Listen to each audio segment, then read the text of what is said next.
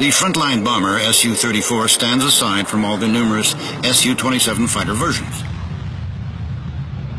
However, for a person who is not well familiar with different airplanes of the Su-34 relation to the family of the Su-27 aircraft is not obvious, especially that each of these two aircraft has a different purpose. They are also externally different indeed.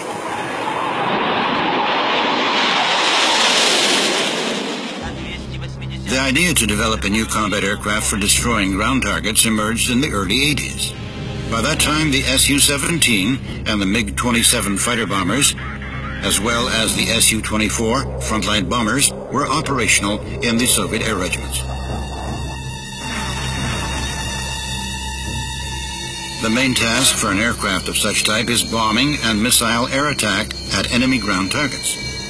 For the flight mission, these aircraft usually fly under the cover of fighters because their own capabilities to resist an air attack are limited.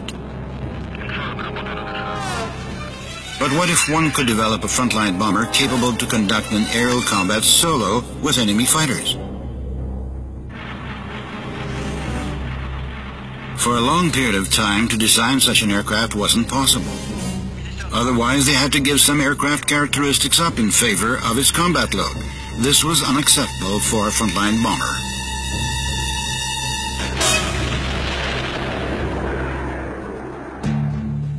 Only with the Su-27 these contradictions were solved.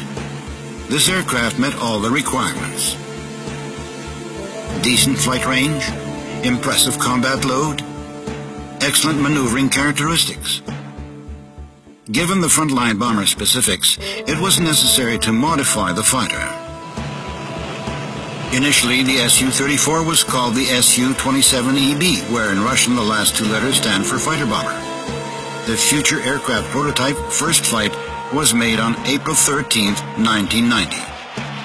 The aircraft was piloted by test pilot Anatoly Ivanov. The most extensive structural changes were made to a front part of the aircraft fuselage. Two crew members sit next to each other. To be more precise, they sit side by side. Such arrangement of the seats makes it easier for a pilot and his navigator to communicate with each other during long flights. Total time of the Su-34 flight mission with air refueling can be more than 10 hours. It's important to feel the shoulder of your crewmate during such flight. When they need a rest or something to eat, crew members can take turns. The cockpit height allows the pilots to stand up during the flight. There's enough space to stretch, to squat in the Su-34 cockpit. It's very important for the aircraft crew during long-distance flights to have extra space in the cockpit. Crew members enter their cockpit in quite an original way. To enter the Su-27 cockpit, the canopy is lifted, while in the Su-34, a pilot must climb through the well of the front leg wheel. On March 28, 2009, the President of the Russian Federation, Dmitry Medvedev, made a familiarization flight on the Su-34 aircraft, piloted by Colonel Yuri Gritsayenko. He described the capabilities of the aircraft to the President. The maximum takeoff weight of this aircraft is 45 tons. 45. This Su-34 is sort of a mixture of different aircraft types. It can be used as a fighter because it was built on the basis of the Su-27. It can also be used as a frontline bomber like the Su-24. Its combat potential is similar to a bomber and also has a similar bomb load like the Tu-22 bomber. The Su can perform long-range flights because this aircraft is equipped with an air refueling system. What are the distances? Without air refueling, the flight range is 4,250 kilometers. With one air refueling, it's 7,000 kilometers. Every air refueling increases the aircraft flight range. This aircraft can fly non-stop from Moscow to Vladivostok and back.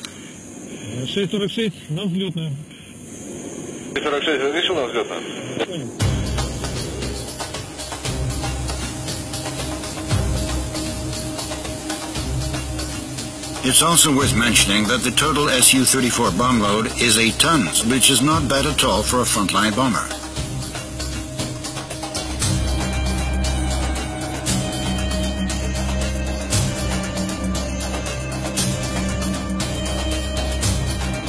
strike aircraft combat missions are very specific. The long flights are often performed at low and extreme low altitudes. It's safer to pass through the enemy air defense system that way, and it also makes the strikes more effective. But portable air defense missile systems and even small arms are a big danger for the aircraft at such low altitudes. Therefore, the Su-34 cockpit is a titanium armored capsule.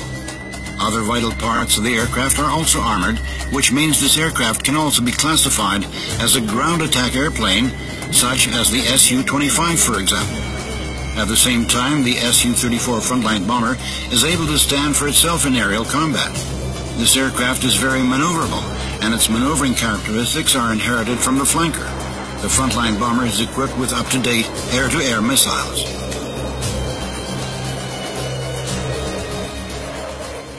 The Su-34 maneuvering characteristics are close to those of the Su-27.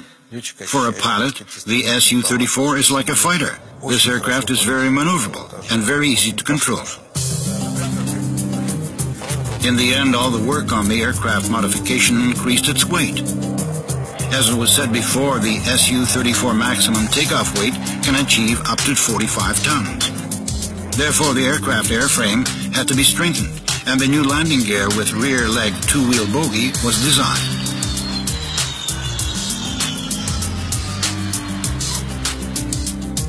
At landing, first the rear wheel touches the runway, then the front one.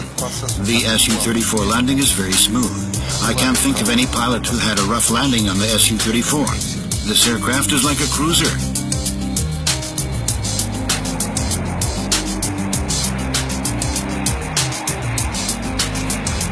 The aircraft became operational in the Russian Air Force in 2006. These aircraft are manufactured in the Novosibirsk aircraft plant.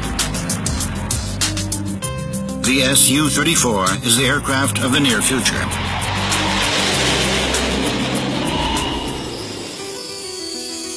In 1999, another Sukhoi family fighter modification was developed. The crew seats arrangement is similar to the Su-34 aircraft. There is an arresting gear in the rear part, which means this aircraft is carrier-based. As to unguided bombs, their release algorithm depends on the target type. This is the Su-34 bombing.